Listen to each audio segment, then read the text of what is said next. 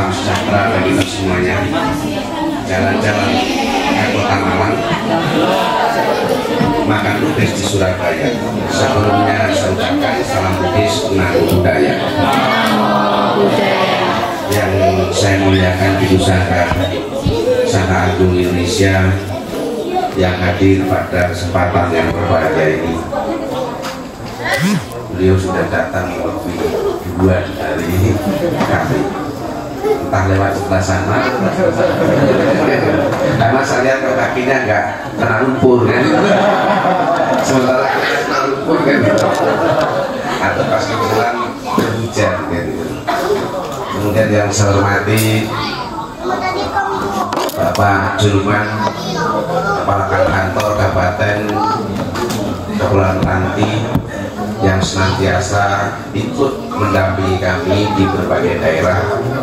Di saya harap nanti Ketua MPI memberikan penghargaan kepada beliau dan hujan-hujan puasa dari penghargaan itu macam-macam, ada bentuknya uang, ada bentuknya kertas kertas yang ditulis memberikan penghargaan kepada kepala kantor kan macam-macam kan gitu yang selalu keliling, dan saya terima kasih. Kemudian yang saya hormati Ketua MPI Provinsi Riau Romo Hanlun, beliau muda tapi penuh perjuangan, kegigihan dan ulet, berkorban bukan hanya tenaga pikiran tetapi juga dana dan biaya. Itu tepuk tangan untuk beliau. Kemudian yang saya hormati Ibu Metawati, penyelenggara Buddha Kabupaten Kepulauan Meranti, Kemenak Kabupaten Kepulauan Meranti, yang telah merintis hingga terbangunnya gedung sekolah minggu ini. Ini luar biasa sungguh pun beliau seorang wanita, tetapi perjuangannya luar biasa. Mudah-mudahan kelak beliau menjadi pejabat lebih tinggi daripada saat ini. Ya, berdoa kan perlu, masalah tercapai urusan belakang. Kemudian yang saya hormati para pandita, Romo Atyong, Ketua MPI Kabupaten Meranti, kemudian Romo Hartono dari Injil.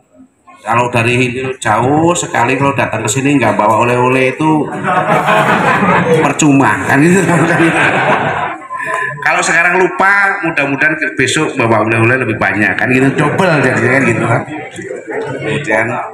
Kemudian yang saya hormati Ketua MPI Kota Bapak Indra.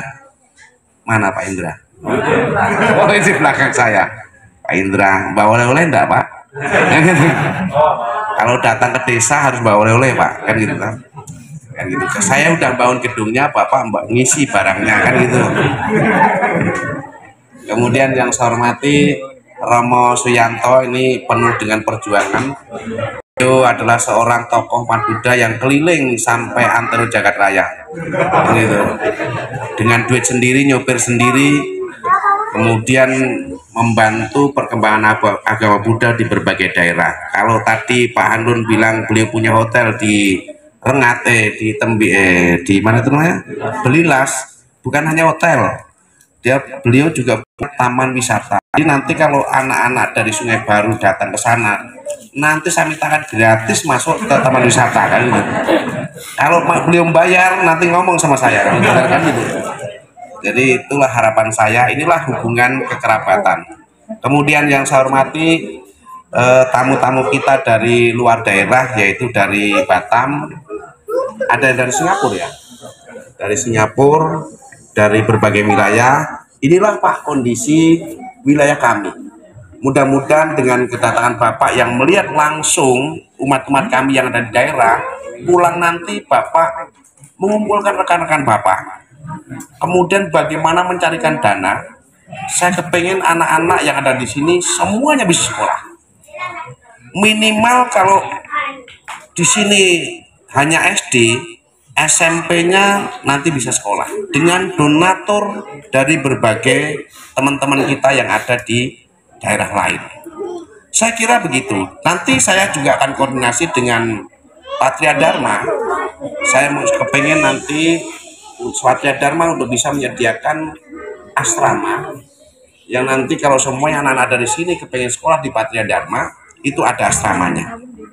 Sudah itu kemudian bagaimana Pak biayanya? Saya minta sama Romo Wincin. Dan itu dananya kan gitu. Jadi semuanya anak satu itu saya biaya SPP-nya 250. Berarti kalau setahun dia butuh dana berapa ya? Satu semester, 1 bulan kan? 1 bulan 250, berarti kalau 1 tahun 2 juta ya? 2 juta 1 tahun. Alah enteng bagi Pak Wijen kan gitu. Teman-teman beliau banyak karena beliau adalah punya paguyuban namanya Hopeng. Hopeng itu kan kawan baik. Nah berarti ini kan kawan-kawan baik, masa nggak ditolong Pak kan gitu. Enggak baik. Saya kira kita punya kemauan dan tekad yang kuat, tuntaslah anak-anak kita ini bisa sekolah semua. Caranya aja begitu. Nanti saya melalui Romo Atyong bekerja sama dengan Patria Dharma, bagaimana anak-anak di sini yang kepengen sekolah SMP, bahkan yang kepengen sekolah SD pun, kalau memang kepengen, ayo kita sekolahkan di sana. Nanti kita sediakan asrama khusus, biaya asrama biar ditanggung oleh Patria Dharma, biaya sekolahnya biar kita carikan dana dari luar daerah. Itu caranya. Kalau nggak begitu nggak akan rampung. Hanya mengharapkan orang yang seminggu sekali ke sini, maka nggak rampung. Pasti tinggal terus. Nah, anak-anak kita akan tertinggal, akhirnya baru umur 16 tahun, mungkin barangkali 20 tahun belum sekolah, nikah, akhirnya punah. Begitu terus sepanjang saya tidak pernah menjadi maju. Nah, melalui Ketua MI mohon nanti bisa koordinasi dengan Patria Dharma, bagaimana caranya nanti ada ya asramanya Pak ya? Ada asrama. Ya belum banyak nanti kita buat mes gitu, mes kayak ranjang bertingkat gitu kan. Kan gitu caranya. Yang kalau ruangannya nggak banyak. Sekarang untuk apa sekolahan kita itu? Sekolahan kita itu kan juga sumbangan dari umat. Nah, ketika umat kita itu butuh, harus kita layani. Dari umat untuk umat. Kan begitu teorinya. Nah, mudah-mudahan nanti dari sinilah bangkit umat Buddha. Kalau nggak begitu, maka umat Buddha yang ada di sini akan tertinggal terus.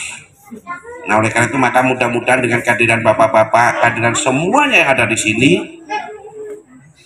bisa menolong teman-teman kita yang ada di sini atau umat Buddha di sini untuk bisa bangkit sehingga menjadi contoh umat-umat yang ada di sekitarnya. Saya setuju apa yang dikatakan oleh Romo Hanlun bahwa siapa namanya tadi ya? Mbak Tangpul, bukan hanya mohon Pak, nanti kita putuskan beliau ketika tampil Waisak bersama Kota Pekanbaru, beliau tampil di sana, kita beri transport dan kita sangoni, kan gitu. Supaya apa?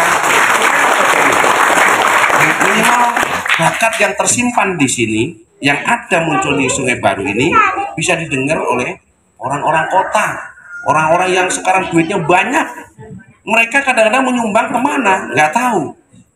Nah, kalau kita datangkan baru kita tahu, oh ternyata ada umat Buddha di sana. Oh ternyata ada Buddha tertinggal. Maka kegiatan ini harus didokumentasikan. Nanti ditampilkan pada bersama, supaya tahu begitu susahnya masuk dari pelabuhan sampai ke sini kaki di syuting, kemudian tampilkan, kemudian itulah bukti-bukti kita bahwa ternyata ada Buddha yang ada di daerah-daerah terpencil tertinggal yang belum bisa menikmati pendidikan yang cukup, belum bisa menikmati kebahagiaan yang cukup.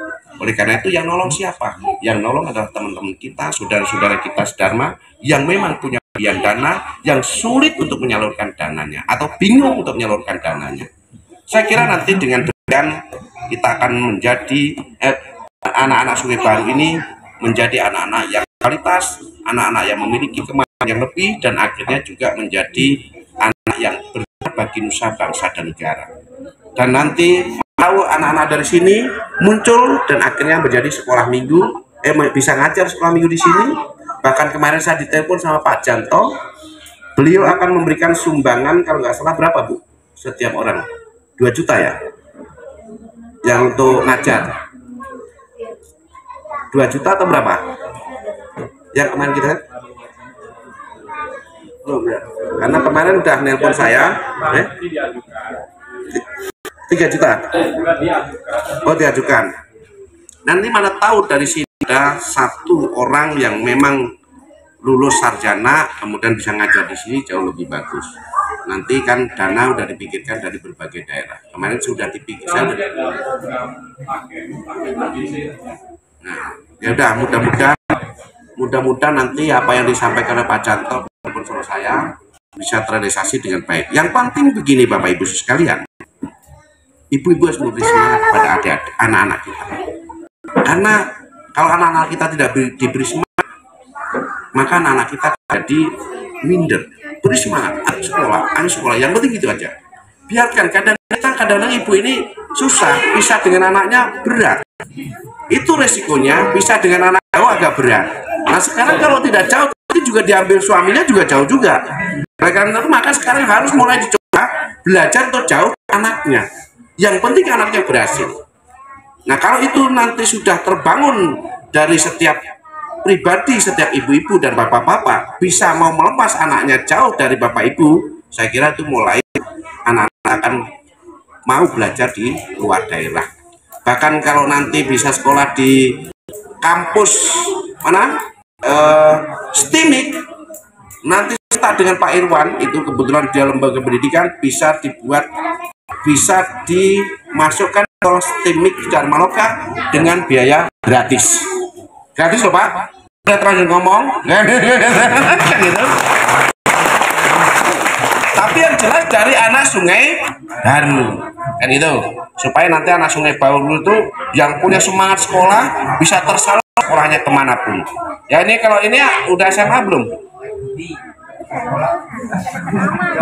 Nggak apa-apa, putus sekolah sekarang ada namanya paket A, B, paket C. Sepanjang jangan kepengen mau nikah dulu, kan gitu.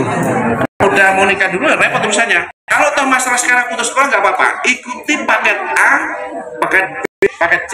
Sudah itu kalau udah dapat paket C yang SMA ya, SMA baru nanti kuliahnya saya kalau nggak langsung Pak Irwan itu minta nomor HP-nya.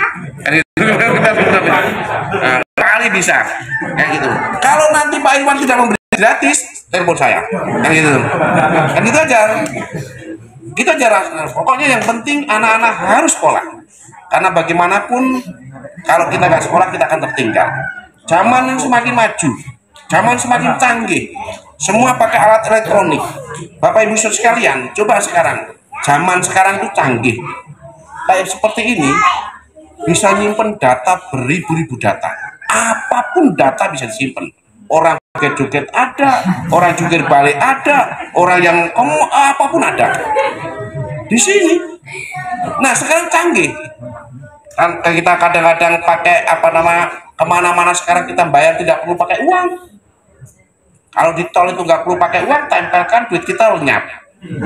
Coba, makanya nanti adik-adik harus pinter, karena kadang-kadang begini adik-adik. Nanti jangan kita bangga, si cowok-cowok ini bangga dengan ketika ada cewek-cewek nempel pantatnya. Tahu tuh ada tipnya, duitnya habis. Kenapa? Karena tahu-tahu nanti kalau zaman canggih dia punya chip, taruhlah di pantatnya. Nah kita seneng ditempel-tempel, rupanya dia lagi menempelkan chip ke ATM kita. Habis duit kita, coba bayangkan.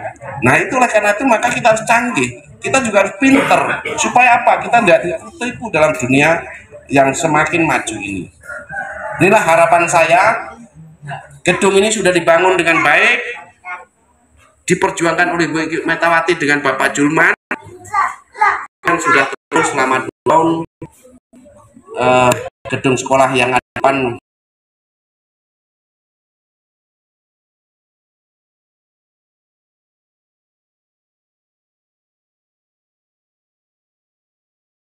tidak bisa digunakan, maka untuk sekolah ya dipersilakan aja untuk digunakan. Nah, supaya nanti ini tidak kelihatan patungnya, kalau bisa dikasih apa namanya? Gorden. Ya, ketika sekolah itu cukup di depan situ sehingga sini tertutup. Kan gitu. Udah siapin. Nah, terima kasih Pak Wijan. Tepuk tangan dulu. Ini kita bangun tujuannya adalah untuk meningkatkan kesejahteraan di dalam dunia pendidikan, meningkatkan kualitas pendidikan. Jadi bukan hanya sekedar untuk umat Buddha, tetapi juga kalau memang untuk pendidikan itu juga silahkan monggo, karena sarana-sarana sudah tidak bisa digunakan lagi. Kan itu. Jadi adik-adik, patung ini tidak disembah. Patung ini hanya sebagai lambang. Kalau adik-adik entah disujud, itu bukan berarti menyembah patung. Ada patung atau nggak ada patung itu nggak ada problem. Cuman karena kita tahu bahwa ini sebagai guru, ya melihat oh itu guru kita. Sama ketika orang tua kita meninggal, pernah kan orang tua kita bilang, nah kalau nanti saya meninggal gambarnya taruh di altar sembah, ya enggak kan? Tapi kenapa kita kadang-kadang naruh gambarnya di altar, kita hormati sembahyang orang tua? Itu kan karena keinginan kita, bukan karena keinginan orang tua kita, bukan karena keinginan Sang Buddha. Sang Buddha mencapai penerang sempurna, tidak ada patung. Zaman Sang Buddha juga tidak ada patung. Ini kan karena umatnya kepengen menghargai, oh ini tokoh kita, guru kita. Nanti lama-lama juga angkat coba kalau orang hebat juga dibanding patung. Apakah Pak Soekarno pengen dibuatin patung? Enggak. Tapi kalau orang sangat berterima kasih dengan Pak Karno dan Bung Hatta sebagai tokoh proklamator, maka dibuat patung lah di gereja. Kan begitu. Jadi jangan berpikir bahwa kita sembahyang sujud itu nyembah patung, jangan. Itu bukan menyembah patung, ini sebagai langgar. Ada patung, nggak ada patung, nggak ada problem. Kan itu ya. Jadi kalau sujud itu sama gini, sujud itu kan sebenarnya sujud itu hanya menghormati tempat ini suci, disucikan, bukan suci. Siapa yang disucikan? Ya diri kita sendiri. Ini kalau dijadikan tempat rumah tinggal, ya kita tidak harus lepas sepatu dan segala macam, karena kita ini mengkhususkan bahwa tempat tinggal tempat suci, maka kita harus dengan cara yang baik. Itu saja sebenarnya. Itu semua tempat kalau kita buat suci yang jadi suci. Wah, gundukan aja kalau itu nanti disakralkan jadi suci. Gundukan tempat tergantung gitu loh. Itu hanya manusianya saja. Nah kadang-kadang orang luar mengatakan bahwa umat Buddha nyembah patung. Nyembah patung dari mana? Ya karena sembahyang begini. Ya udah, karena sembahyang begini cuma patung, seorang nyembah patung. Semua orang begitu Pak. Semua orang ada sarana. Semua agama ada sarananya. Ini ada sebagai sarana, bukan media aja. Jadi bukan nyembah patung. Saya kira itu Bapak Ibu sekalian ya.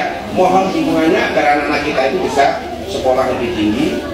Kalau nanti ada yang mendaftar di channel ini, oh Pak, anak saya pengen SD. Enggak, kalau kayak pesantren dulu Pak. Kayak pesantren kan gitu loh. Jadi diasramakan pesantren dan bisa gitu. Itu nanti bisa kita rapatkan gitu. Kan saya kan konsultan di Padma, nanti saya mau bisa rapatkan di sana. Jadi kayak pesantren, dia nggak bisa pergi kemana-mana, diasuh di situ, dan kemudian juga diberikan bimbingan dan makanan seperti itu. Saya kira itu, SMT-nya juga begitu. Saya kira itu Bapak Ibu sekalian. Selamat. Bu Meta sudah membangun gedungnya. Tugasnya MPI adalah merawat dan mengisi SDM-nya. Kalau gedung ini sudah dibangun kemudian tidak diisi, maka itu sia-sia perjuangan Bu Meta, sia-sia perjuangan Pak Juman. Maka tugas yang paling berat adalah sesungguhnya MPI. Tugas yang paling berat adalah Pak Ari.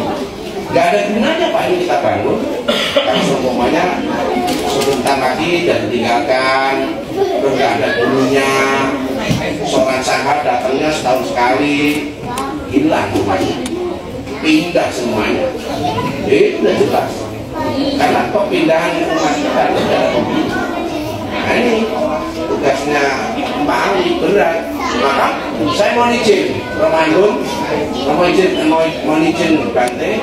Saya kepengen dengan MPI Selat Panjang, saya harap bisa membuat lembaga atau yayasan peduli pendidikan yang bisa menampung dana, kemudian bisa membantu pendidikan termasuk operasional. Tapi terserah apakah itu yayasan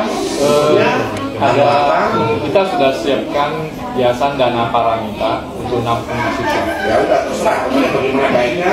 Yang penting ada dana yang bisa masuk untuk biaya paling ngiling itu. Kasihan nanti ngerokok kantornya sendiri. Lama-lama dipecat sama istrinya. Saya kira itu perlu MPI harus punya dana kas untuk pembinaan, operasional pembinaan. Nggak bisa nggak. Kalau kita hanya mengandalkan kantong sendiri, nggak berapa. Dan perkembangan anak muda di sini semakin maju, dan harapan saya ini juga perjumpaan saya terakhir. Terakhir bukan berarti besok saya meninggal dunia. Karena saya pada bulan Juli pensiun. Artinya mungkin barangkali untuk datang ke sini sungguh sangat sulit kalau tidak diperintah oleh lembaga. Nah kalau diperintah oleh lembaga pun kalau tidak disangoni juga bisa jalan. Kan gitu. Nah, karena itu perlu adalah dana kas MPI bisa menyuruh orang jalan ke daerah-daerah. Kan gitu. Saya kira itulah Bapak Ibu sekalian. Terima kasih. Mohon maaf apabila ada kekurangan yang dikurangan selama pelayanan kami di berbagai daerah Penang Budaya.